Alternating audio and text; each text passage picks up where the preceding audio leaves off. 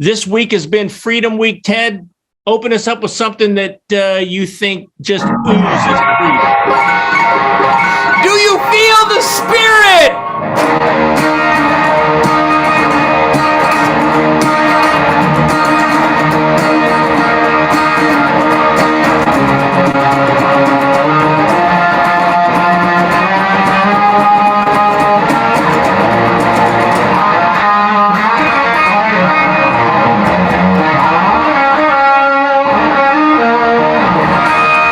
I love music. God bless everybody out there for supporting my new record in 2022. The old guitar player from Detroit, Detroit Muscle. Thank you, everybody. We were number 2 in the world. I want to talk about the Supreme Court and justice this week, and I want to start with the Second Amendment case that came down, the New York Rifle and Pistol Association against the state.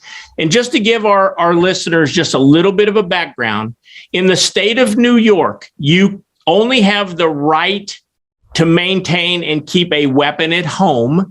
And if you want to get a permit to carry your weapon in public, you had to show a very heightened problem.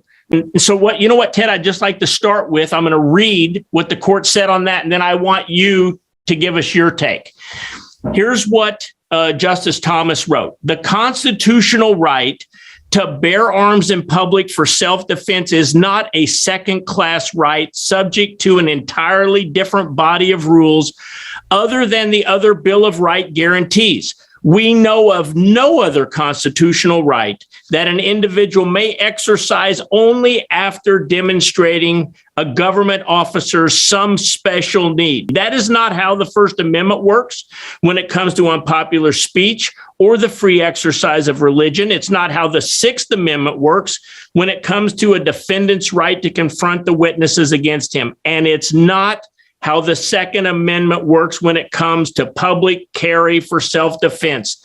You've got to be kidding me, Keith. With all due respect to the Supreme Court justices for finally going 1 + 1 = 2. Let the guitar player clarify, and everybody might want to write this down, record it, put it on a suppository, and shove it up somebody's ass.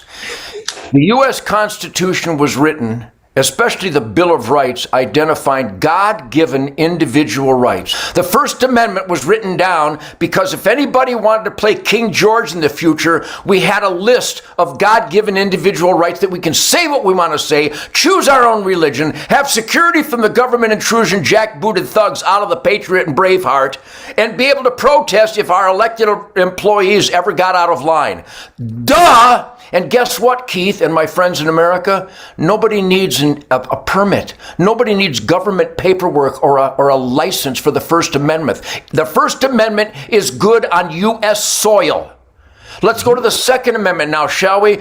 In the Constitution, it says, any rights herein not enumerated are up to the states. The Second Amendment is enumerated. And like the First Amendment, it's good for all Americans on U.S. soil without paperwork or licenses or permits.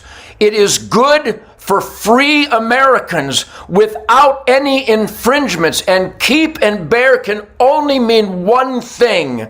It's mine and I've got it on me wherever I may roam. So God bless SCOTUS, but I think the guitar player actually has a better grasp of the concept of God-given individual rights as guaranteed by the U.S. Constitution. Drive safely. So this group filed a writ of habeas corpus to free Happy the elephant from the Bronx Zoo. They said that a writ of habeas corpus was appropriate for an elephant. And here's what the New York Court of Appeals said. The great writ protecting the right to liberty of humans because they are humans with certain fundamental liberty rights recognizable by law, non-human animals are not and have never been considered persons with the right of liberty.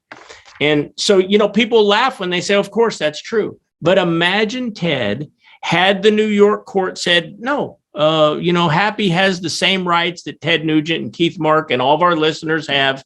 he's to be freed, there would never be any more hunting in America, because happy the bear, happy the cougar, happy the pheasant, happy the deer, happy the fill in the blank would all be protected under this type of logic that these, I'm going to just say goofballs think. So another, Ted, out of New York comes another court case that gets stamped with the nightly Nuge's freedom wins placard. What's your take?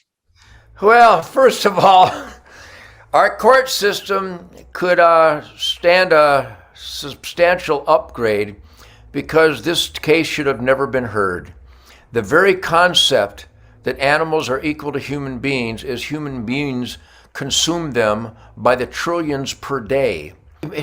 I feel like a complete idiot trying to explain that that cows and pigs and deer and elk and elephants are food. They're renewable food. And I guess I could summarize it best because I have a good friend who's over in Botswana right now. And when they did ban elephant hunting based on the lies and the scams of ignorant, dangerous, dishonest people that elephants need to be protected, the elephants were protected to the point where they devastated the habitat, and the Chobe bushbuck was almost exterminated because the elephants ate all the strata of habitat that supported all that diverse wildlife. But then they finally got their head out of their ass and they opened the elephant season back up, reduced the herd within the carrying capacity of the habitat. The natives and the villages and the communities got that precious, very important, critical protein from the elephant meat, just like the kudu, just like the zebra, just like the wildebeest, just like the lion. It's meat. Last point I want to make today, Ted, is I've been seeing a lot of artists after some of these Supreme Court cases that we talked about this week saying they're going to renounce their U.S. citizenship. If you disagree with them on these topics, don't buy my records. Don't come to my concerts. That seems crazy. What's your final take tonight? Well, I saw where Billy Armstrong of Green Day, just an incredible band, just unbelievable musicians. They started out as just a punk unit, a garage band, but boy, they can really play. But when you just go berserk to kill babies and to ban guns and to open the borders and support a government that imports fentanyl chemical warfare against American citizens, and even Pink, again, just great, great talented artists, and their work ethic should be applauded. But how they end up, and I'm not accusing anybody of abusing substances, but you have to have abused a lot of substances to be that stupid and to be that disconnected from good over evil instead of supporting evil over good. So I've always had the greatest audiences, and maybe there's a lot of people in my audience that don't agree with my politics, because my politics are pretty simple. The U.S. Constitution.